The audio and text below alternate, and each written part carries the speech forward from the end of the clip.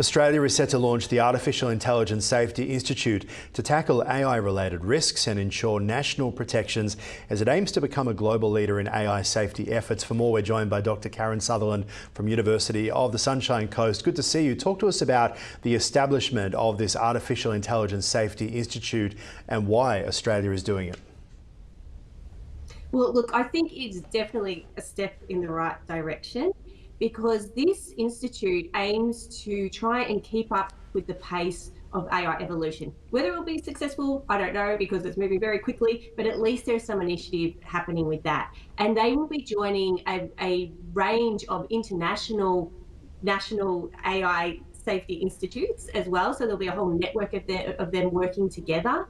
And it's interesting because it's not just filled with, say, scientists or government officials. It's actually going to be really collaborating with business leaders and big business regulators and the public to make sure that what they're doing is relevant and useful. What key functions will the AISI perform in relation to AI technologies? Do we know?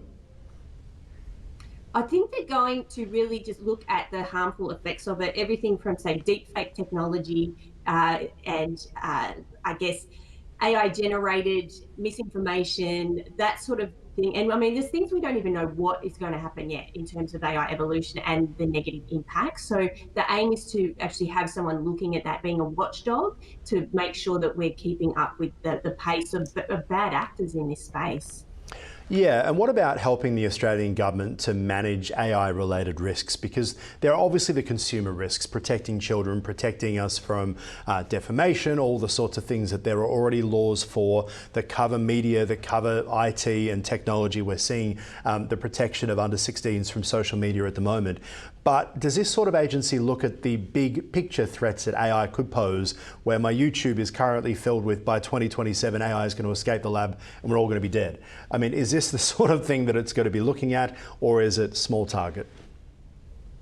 Well, it's really hard to say at this stage because it's only just been announced, but I would hope so. I would hope that not only are they looking at the immediate threats of AI, but they're also looking into the future to forecast what may happen and what may pose the greatest risks, and then be there working to develop ways to mitigate that risk, or if not eradicate it. Yeah, it's interesting because we've seen the unions actually support the federal government in essentially a very light touch, soft approach when it comes to AI regulation. This news coming through over the past couple of days. The idea being that if you go too far with AI regulation, it will prevent international companies from setting up shop in Australia. They'll go elsewhere, and that there needs to be a bit of a balance. It was quite surprising that the unions would actually support this, but I guess there's a realization that AI is here. How big a threat it is to the workforce, we don't yet know. That's right. And I mean, it's a double-edged sword, because with any new technology, there are some really amazing things that AI can do to help society in general, in healthcare and a whole range of industries. But again, there's that darker side where it can cause really great harm. And we need to make sure that there is that balance, because you're right, you don't want so much regulation that the positive outcomes are being suppressed, but then you don't want it to be a completely open playing field where the negative impacts can flourish. And I understand that the AISI is actually planning to collaborate with the National AI Centre. I won't be mean and ask you what the difference is between the two of them, but does it show that already they're trying to, I guess, get on the front foot, or is there a risk that they overgovern and therefore stymie the rollout of AI? I honestly think that their function will be to really focus on the risks, where the National AI Centre is around AI development, but also they have a focus on safety too. But I think they can't only focus on safety. So I think this new government body will be there just to focus on that and to take a bit of the, I guess, the extra work involved in that off the National AI Centre, so then that they can help to ease it and make sure that AI evolution is happening safely, but that's not all the National AI Centre is focused on.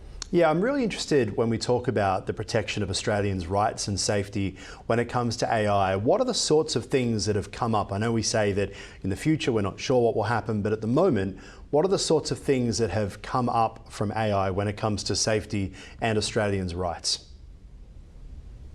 Well, I think this stage, I mean, there's things like in terms of things like copyright, that's come up a lot. Maybe not safety issue, but I mean, people having their work stolen by AI tools to train their models on.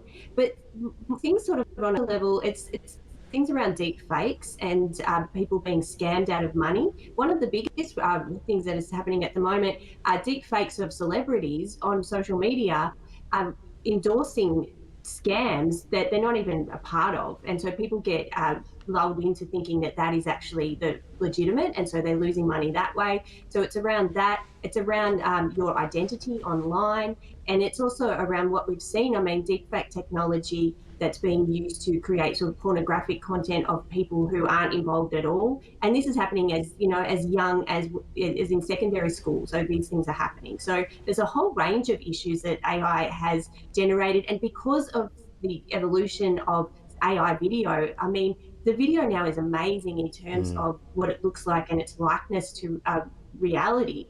That's causing a huge risk as well. We can't determine what's real and what's not. It's getting much harder to do so.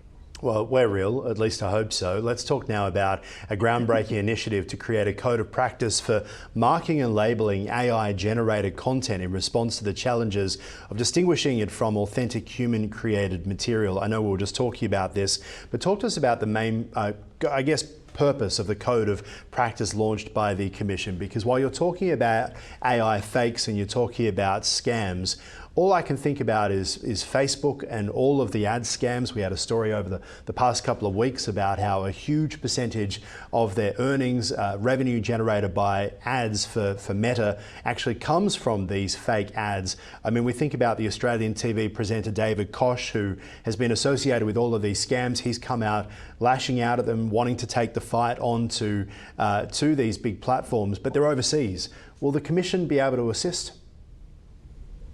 Oh, we would hope so. And we would hope so that, I mean, at the moment, though, the regulations, it's an opt-in sort of thing at the moment. So it's not legally binding, but they're hoping that next year it will become legally binding, so that people are forced, who are generating and using AI-generated content, they're forced to actually disclose that. So there's that transparency there. I mean, now, many of the platforms, like if you're using Sora or if you're using Google's VO3, when you're generating video and things like that, it has that watermark on there to show that it is AI generated. But it's so easy just to cut that out. Like you could go into, I'm not going to say, but you could go into another tool and edit that out if you really wanted to. Of course, get rid of it straight away.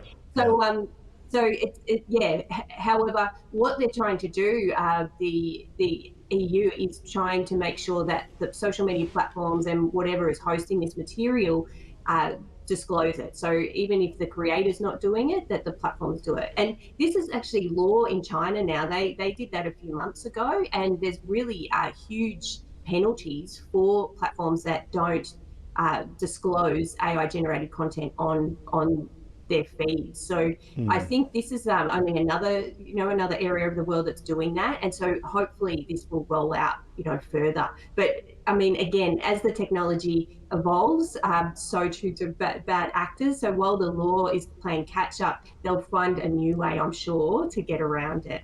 Yeah, it's a good point. I think that YouTube is being ruined at the moment by AI-generated content, where you see this great thumbnail about a topic that you're interested in. I love aviation, so Boeing's big plans for a brand new 747 return, and you go, oh, and you click on it, and all of a sudden about 10 seconds in you say, this is an AI-generated voice, this is AI-generated photos that they're zooming in on, AI-generated video. I don't know if I believe this, and therefore it leads to questions about the platform, doesn't it? And that generated AI content being clearly marked on platforms like YouTube, you would think that YouTube will be jumping on it. I'm afraid we're out of time, but great to chat as always. Appreciate your insights. We'll talk to you again soon. Dr. Karen Sutherland there from the Sunshine Coast. Thank you. Thank you.